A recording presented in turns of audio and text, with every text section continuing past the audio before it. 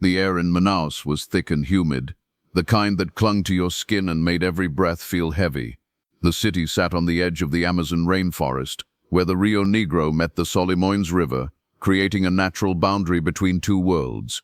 One side was dark and mysterious, the other bright and murky, and they flowed side by side without mixing, a phenomenon locals called the meeting of waters. It felt like a metaphor for what was about to happen inside the glass-walled conference center overlooking the river. Rishi Sunak stepped out of the air-conditioned vehicle and into the sweltering heat, his suit jacket already feeling too warm. Around him, security personnel moved with quiet efficiency, scanning the crowd of journalists, protesters, and curious onlookers who had gathered outside the building. Banners in Portuguese and English waved in the sticky breeze. Save the Amazon. Stop the destruction. Climate justice now. This was not just another diplomatic summit. This was a battleground. The Amazon Climate Accord Summit had been months in the making, a gathering of world leaders, environmental scientists, indigenous representatives, and corporate executives, all convened to address the accelerating destruction of the world's largest rainforest. The stakes could not be higher. The Amazon was burning, not from natural wildfires, but from deliberate clearing, illegal logging, and land grabs that had surged in recent years. Satellite images showed the devastation in brutal clarity. Vast stretches of green turned to ash, rivers choked with silt, indigenous communities displaced, and entire ecosystems collapsing. And at the center of it all was one man, Jair Bolsonaro, the former president of Brazil who had spent years dismantling environmental protections and encouraging the very industries that were tearing the forest apart. Bolsonaro was no longer in office, but his influence remained. His allies controlled key positions in government. His rhetoric still dominated the political conversation, and his presence at this summit was both symbolic and strategic. He had not come to negotiate. He had come to make a statement, to remind the world that Brazil would not be lectured by outsiders, especially not by former colonial powers like Britain. Sunak had known this meeting would be difficult. He had read the briefings, watched the videos of Bolsonaro's fiery speeches, studied the man's tactics. Bolsonaro was a populist, a fighter, someone who thrived on confrontation and knew how to work a crowd. He was tall, broad-shouldered, with a commanding presence that filled a room. He spoke with the confidence of someone who believed he was always right, and he had no patience for what he called the environmental hysteria of wealthy Western nations. But Sunak had not come to Manaus unprepared. He had spent the last 3 weeks working with his team, gathering intelligence, reviewing financial records, tracking transactions, following the money. Because Sunak understood something that Bolsonaro did not. This was not just about the environment. It was about corruption. It was about greed. And it was about holding people accountable, no matter how powerful they were. Inside the conference center, the atmosphere was tense. Delegates from over 40 countries filled the main hall, their conversations a low hum of different languages and accents. At the front of the room, a large screen displayed a live feed of the Amazon, drones capturing footage of smoldering trees and rivers clogged with debris. The images were haunting, a reminder of what was at stake. Sunak took his seat in the British delegation area, his small team flanking him on either side. Across the room he spotted Bolsonaro, surrounded by his own entourage, laughing loudly, gesturing with his hands, clearly enjoying himself. The Brazilian was dressed casually, no suit, just a dark polo shirt and slacks, as if to signal that he did not care about the formalities. He caught Sunak's eye and smirked, a challenge in his gaze. The summit opened with speeches from indigenous leaders, their voices raw with emotion as they described the destruction of their lands, the poisoning of their rivers, the loss of their way of life. One elder, a woman named Texai Surui, spoke with quiet dignity about watching her community's forest disappear, about children who would never know the songs of the birds that had once filled the trees. Her words hung in the air, heavy and unanswerable. Then came the politicians. The president of France spoke about international cooperation.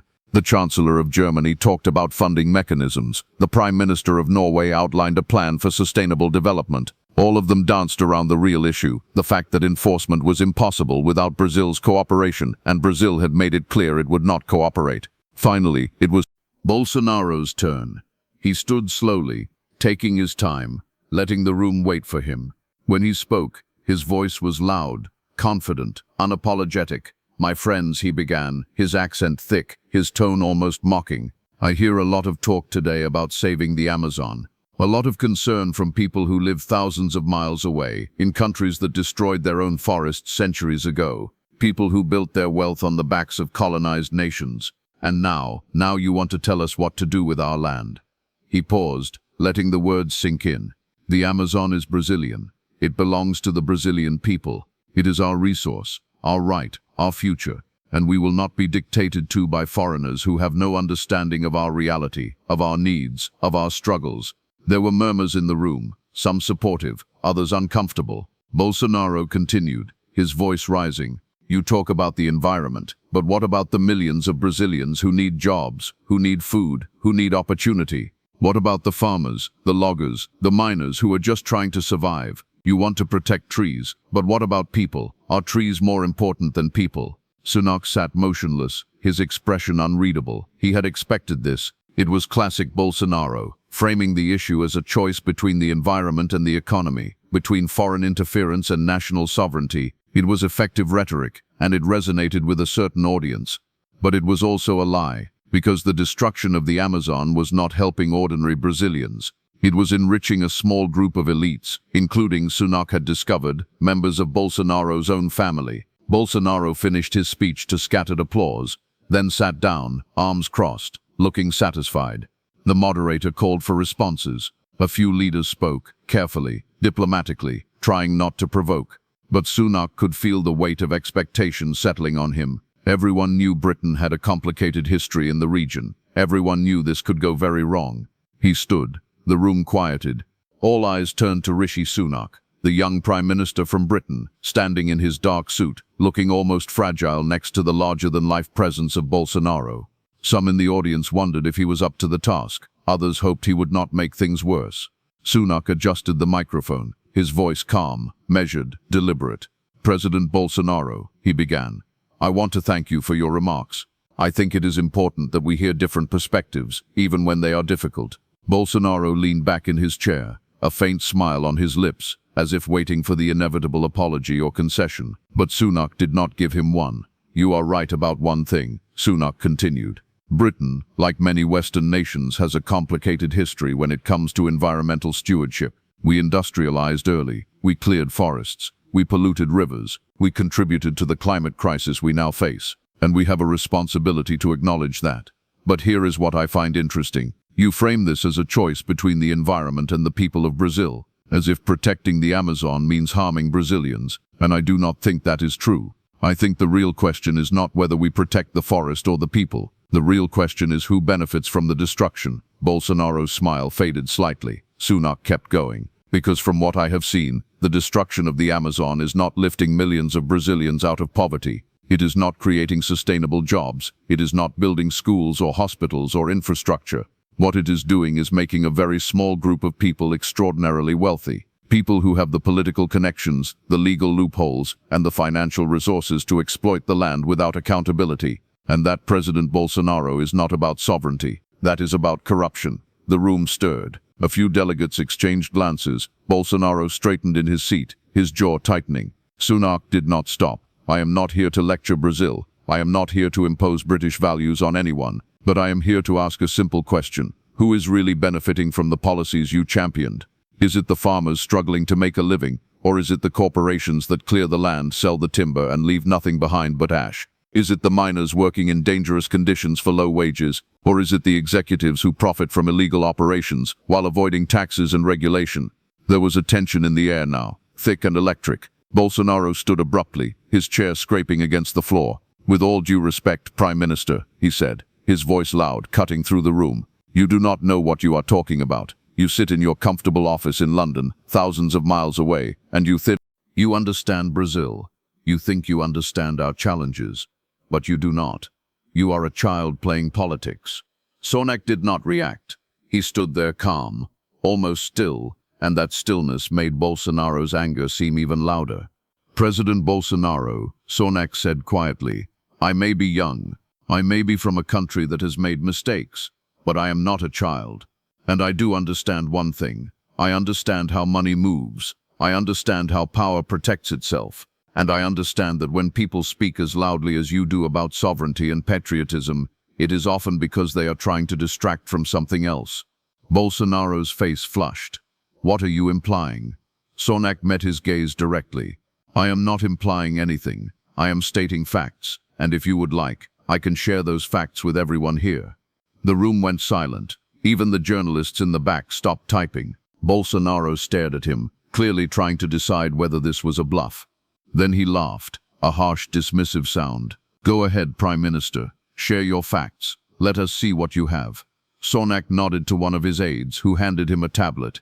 He tapped the screen, and a moment later, the large display at the front of the room changed. Instead of the drone footage of the Amazon, it now showed a series of documents, financial records, bank transfers, shell companies, the names of individuals and corporations involved in illegal logging operations, and at the center of it all, a familiar name, Bolsonaro.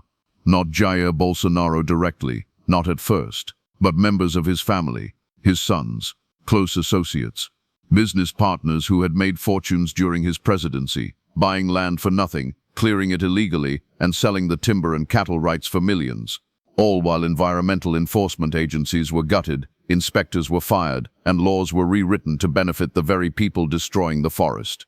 Sunak let the documents speak for themselves for a moment. Then he spoke again, his voice still calm but carrying a weight that could not be ignored. "These are not allegations, President Bolsonaro. These are records, transactions that were flagged by international financial institutions, land deals that were investigated by Brazilian journalists before they were silenced, testimonies from whistleblowers who were threatened, harassed, and in some cases disappeared." Bolsonaro's face had gone from flushed to pale. He opened his mouth, then closed it. His entourage looked uncomfortable, some whispering urgently to each other. Sunak continued, "I want to be very clear. I am not accusing you of personally ordering illegal logging. I am not saying you took money directly. But what I am saying is this. The policies you championed, the protections you dismantled, the rhetoric you used to vilify environmentalists and indigenous communities, all of it created an environment where this corruption could thrive. And the people who benefited the most were not the struggling farmers you claimed to represent. They were the people closest to you." The silence in the room was deafening. Then slowly, one of the indigenous leaders in the front row stood. She did not say anything. She just stood, her eyes on Bolsonaro, her expression unreadable. Then another stood, and another. Within moments, the entire indigenous delegation was on its feet, a silent, powerful rebuke. Bolsonaro looked around, clearly rattled. He pointed at Sunak, his voice shaking with rage. "This is a setup. This is foreign interference. You have no right to do this." Sunak shook his head. "No, President Bolsonaro, this is accountability, and it is long overdue." Bolsonaro stormed out of the room, his entourage scrambling to follow. The doors slammed behind him, and for a moment, no one moved. Then the room erupted. Journalists rushed to file their stories. Delegates pulled out their phones.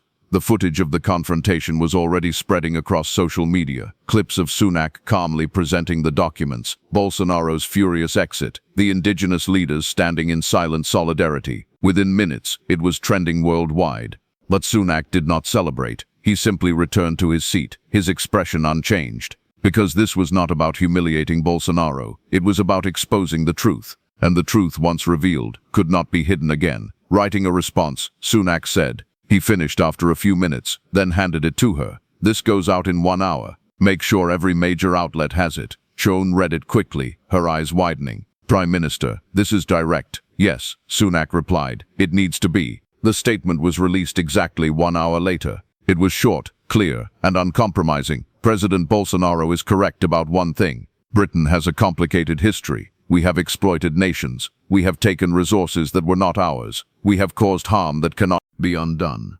And we must own that. But history does not give anyone a free pass to repeat the same mistakes. The documents I presented today are not fabrications. They are facts. They were gathered by Brazilian journalists, verified by international financial institutions, and corroborated by whistleblowers who risked their lives to tell the truth. I did not manufacture this information. I simply made it public. President Bolsonaro says this is about power. He is right. It is about power. The power of transparency. The power of accountability. The power of ordinary people to demand that their leaders serve them, not themselves. The Amazon rainforest is burning. Indigenous communities are being displaced. Species are going extinct. And while this happens, a small group of elites are getting rich. That is not sovereignty, that is theft. And I will not apologize for saying so. The statement went viral within minutes. Social media exploded with reactions. Some praised Sunak for his courage, others accused him of arrogance. But no one could deny that he had changed the conversation. This was no longer just about the environment. It was about corruption, about justice, about whether the world would hold powerful people accountable. In Brazil, the reaction was seismic.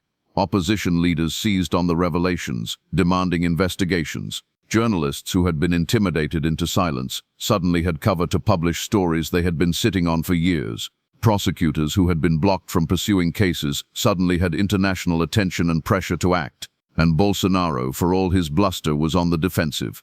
Within 48 hours, 3 major Brazilian news outlets published their own investigations into the Bolsonaro family's financial dealings. One found evidence of illegal land purchases. Another traced timber exports back to protected areas. A third revealed that Bolsonaro's son had received payments from companies accused of environmental crimes. The Brazilian Congress, which had been reluctant to challenge Bolsonaro, suddenly had no choice. A formal inquiry was launched. Bolsonaro's allies began to distance themselves. His support, which had seemed unshakable, began to crack. But the backlash was also real. Protests turned violent in some cities. Bolsonaro's supporters, convinced that this was a foreign conspiracy, clashed with environmentalists and anti-corruption activists. Buildings were vandalized, journalists were harassed, and Sunak himself became a target. Death threats poured in. Security around the British delegation was increased. There were calls from some in his own party to back down, to issue a softer statement, to avoid further escalation. But Sunak refused. Back in London, the response was mixed. Some members of Parliament praised him. Others questioned whether he had overstepped, whether it was Britain's place to expose another country's corruption. In a heated session of the House of Commons, the leader of the opposition demanded answers. Does the Prime Minister believe it is appropriate to publicly humiliate the leader of a sovereign nation? Does he understand the diplomatic consequences of his actions? Does he realize he has put British nationals in Brazil at risk? Sunak stood at the dispatch box, his expression calm. Mr. Speaker, I understand the concerns raised by the Right Honourable Member, but I want to be very clear about what I did and why I did it. I did not humiliate Jair Bolsonaro. I presented facts. Facts that were already known to Brazilian journalists, to environmental organizations, to financial investigators. I simply made those facts impossible to ignore. And yes, there are consequences. There are always consequences when you challenge power. But the alternative is silence. And silence is complicity. The chamber erupted with shouts, some in support, others in protest. Sunak waited for the noise to die down, then continued. The member asks if I understand the diplomatic consequences. I do. I understand that some governments will be angry. I understand that some people will call this interference. But I also understand that the Amazon rainforest is not a political issue.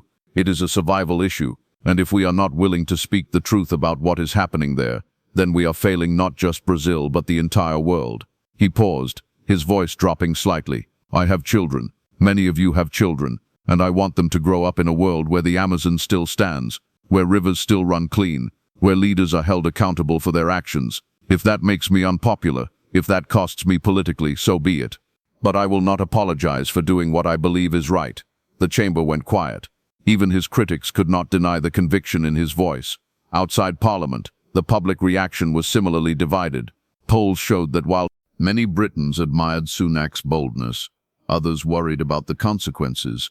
But one thing was undeniable. The world was paying attention. Environmental organizations that had struggled for years to get media coverage suddenly found themselves at the center of a global conversation. Indigenous leaders who had been ignored were now being interviewed on major news networks, and the corruption that had been hidden in plain sight was now exposed for everyone to see.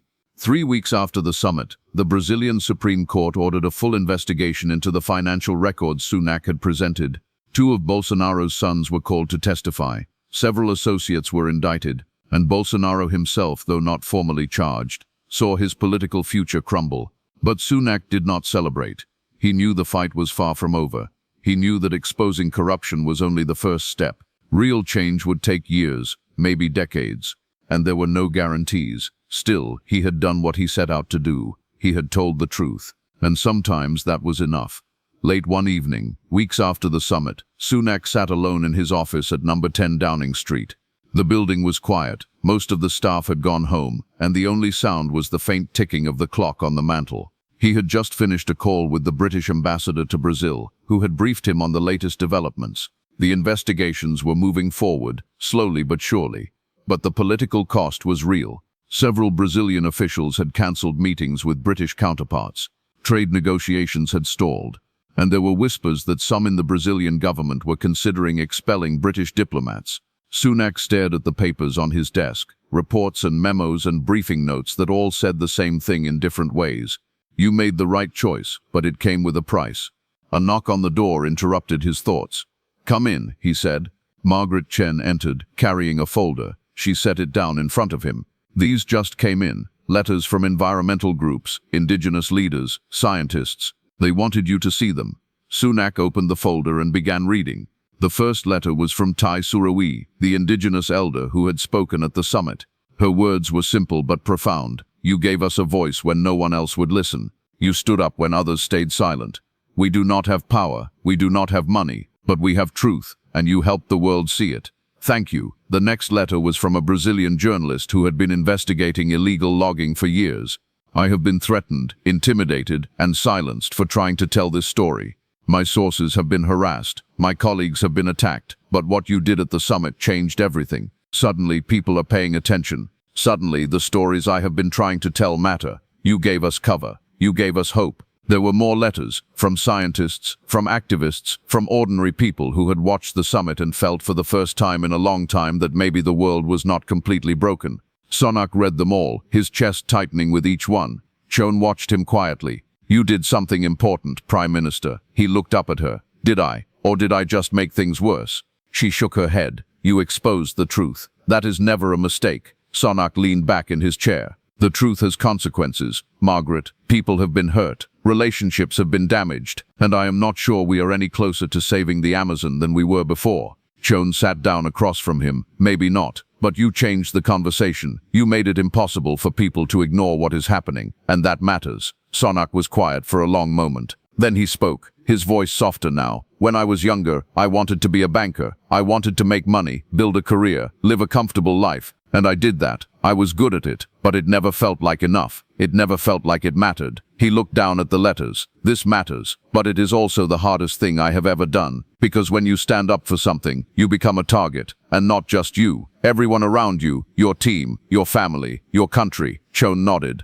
"That is the burden of leadership, but it is also the privilege, because you have the power to do something. Most people do not." Sunak smiled faintly. "That almost sounds like something I would say." She smiled back. "I learned from the best." They sat in silence for a moment, the weight of the conversation settling over them. Then Sunak stood and walked to the window, looking out at the darkened streets of London. "Do you know what bothers me the most about all of this?" he asked. "What? Bolsonaro is not wrong about everything. Britain does have a terrible history. We did colonize. We did exploit. And rake more than we gave. And now here I am, a British Prime Minister, lecturing another country about how to manage its resources. The hypocrisy is not lost on me." Chon stood as well. "Prime Minister, hypocrisy would be staying silent. Hypocrisy would be pretending that history does not matter. But you did not do that. You acknowledged Britain's past. You owned it. And then you did the right thing anyway." Sunak turned to face her. "You think it was the right thing. I know it was." A few days later, Sunak received an unexpected visitor. A representative from the United Nations Environment Programme had flown to London specifically to meet with him. They sat in a private meeting room, just the two of them. "Mr. Prime Minister," the representative began, "I want you to know that what you did in Manaus has had a ripple effect far beyond Brazil." "How so?"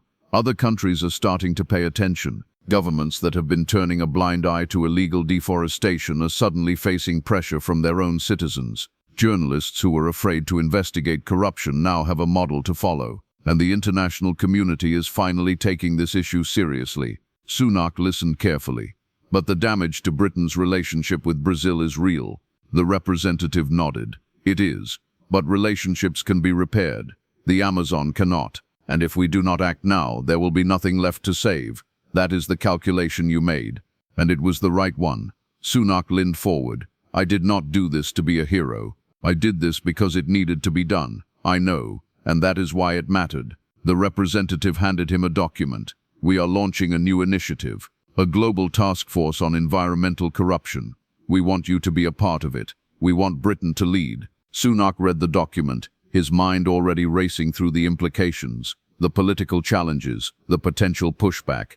It will not be easy, he said. Nothing worth doing ever is. Sunak looked up, meeting the representative's gaze. Then let us do it. That night, back at home, Sunak sat with his daughters, reading them a bedtime story. His youngest asked him a question out of nowhere. "Daddy, are you a good person?" He paused, surprised. "Why do you ask that, sweetheart?" "Because some people on the news say you are, and some people say you are not." Sunak set the book down and pulled her close. "I try to be. But being good is not about making everyone happy.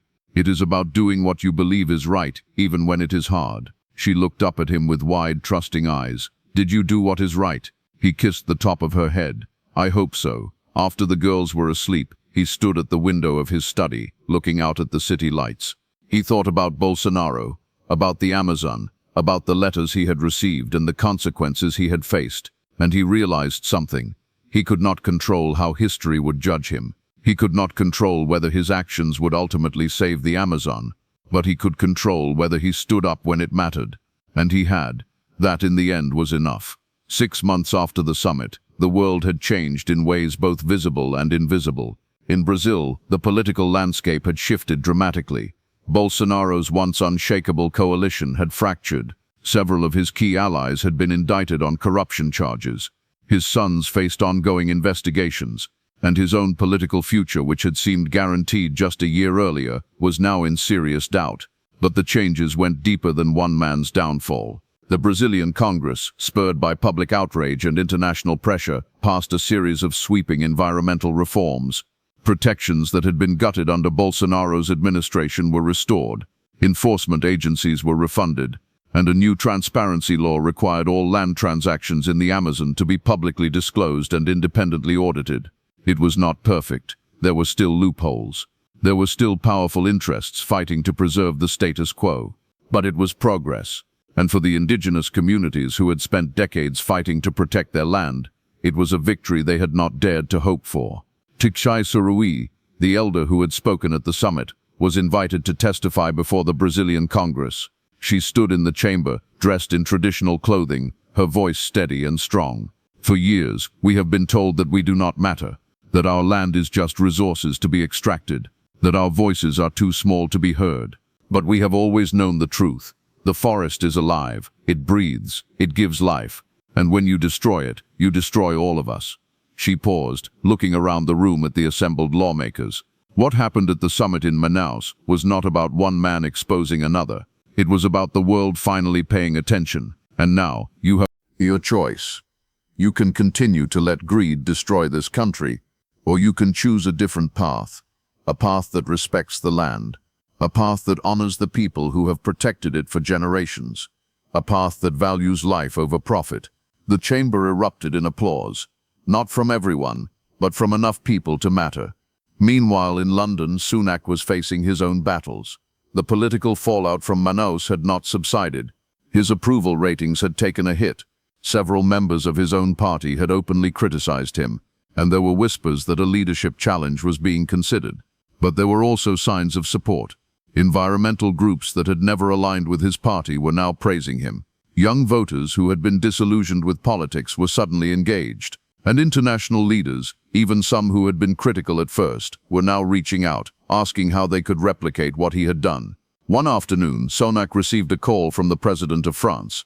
"Prime Minister, I must admit, I was skeptical of your approach at first. I thought it was too confrontational, too risky. But I was wrong. You have shown that it is possible to challenge corruption without apology.